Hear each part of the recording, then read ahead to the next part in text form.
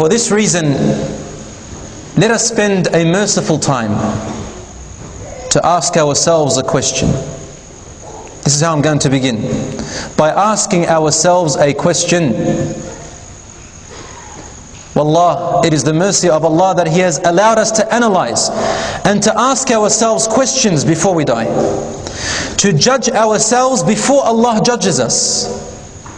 He has given us that ability, brothers and sisters, and only for us humans and for the jinns, but not for the animals.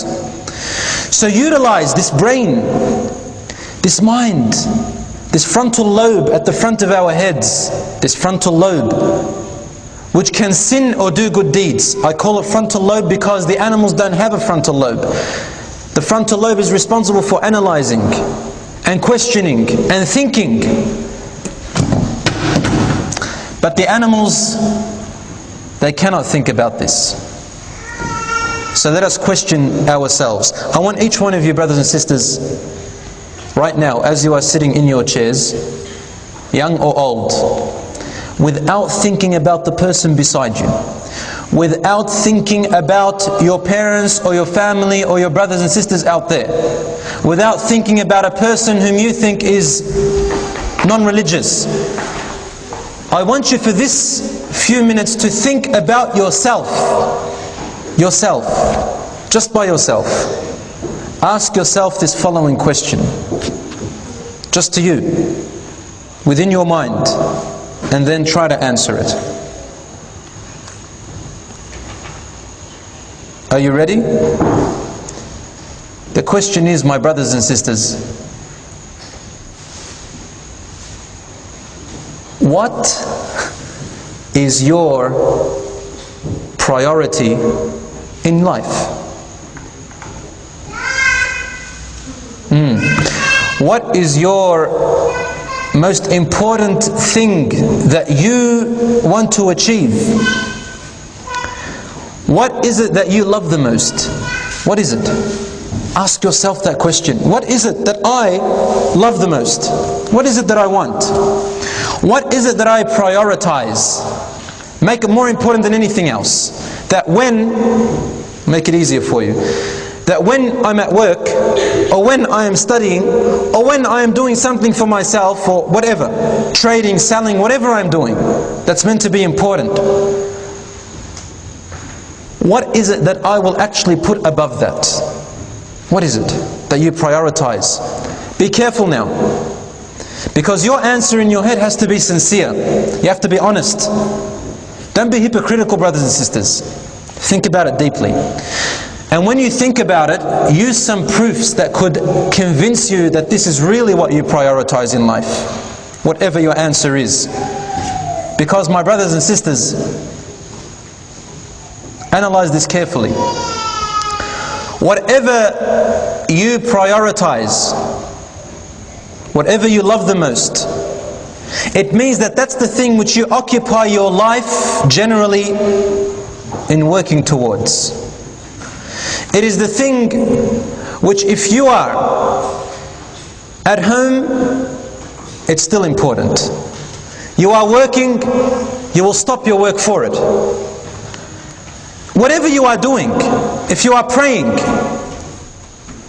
you still find it more important. What is it that you find important? Now, the reason why I asked you to ask this question to yourselves is because if you asked a person and you wanted a reply in open, you wanted to hear it with your ear, generally Muslims especially will not give you the right answer of what they really are working towards. Only a minority. On the face of it, on the outside, people will answer things like,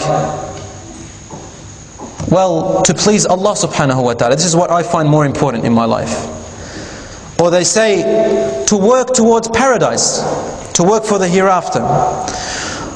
Or to die a pleasant death which pleases Allah. This is my objective, they say. This is my priority. My priority is my prayers, for example. My priority is to have Quran recited every day. My priority is to be a good Muslim. This is the type of answers generally a person would say if someone else was listening to them. Yes, but Allah knows best. it is a very small minority of Muslims in the world that would answer this, or that really this is their true and honest answer. If you were to really analyze and study and investigate what each one of us really prioritizes, it's not really the hereafter.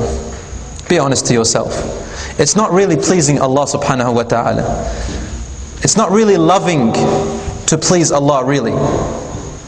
Because our mouths say that which is different to what our actions prove. Probably some proper answers, more honest answers from the majority is maybe, and think if this applies to one of you, maybe to achieve a respectful career. Maybe that's what I prioritize in life, to achieve a respected career.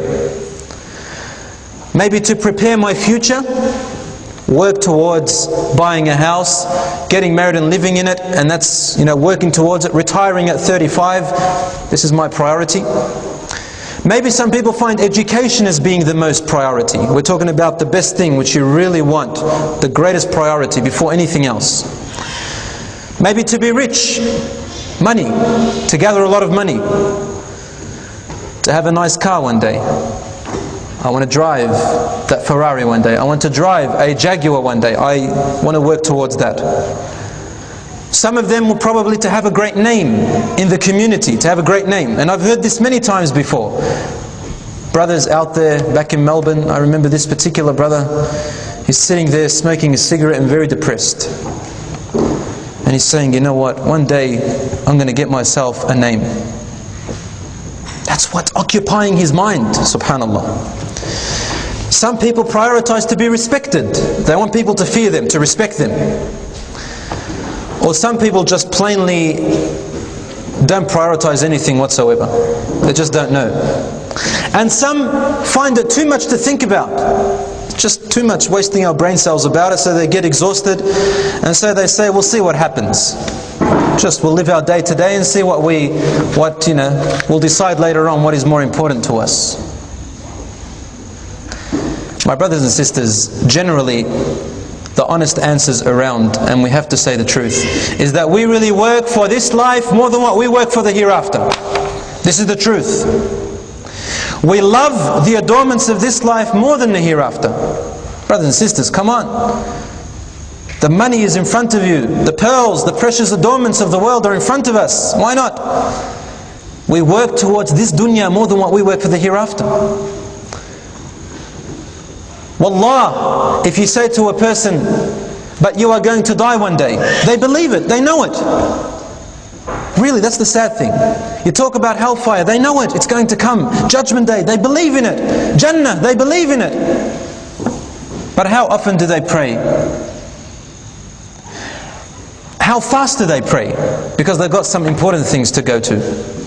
How often do they recite the Quran in the day? When the Prophet ﷺ says, whoever recites 10 verses of the Quran, then he will not be written as one of the forgetful ones, the ones who have neglected Allah. Any less than 10 verses, they've neglected Allah. Who is there that does that? Who is there out there that considers even the small things in Islam as something important to them? For example, a few weeks ago, or about a week and a half ago, we had something called the 10th of Muharram, Ashura, as they call it, the 10th of Muharram. It's sad to say that even many Muslims don't know what Muharram means. That's how important Islam is to us. Muharram is the first month of our Hijri calendar. From the first day the Prophet ﷺ migrated from Mecca to Medina. This is our Muslim calendar. The 10th day of Muharram, the Prophet ﷺ used to fast this day. And this day, any person who fasts it, Allah will forgive a whole year that has passed of their minor sins. All of it, forgiven. How many Muslims monitor this day and fast it?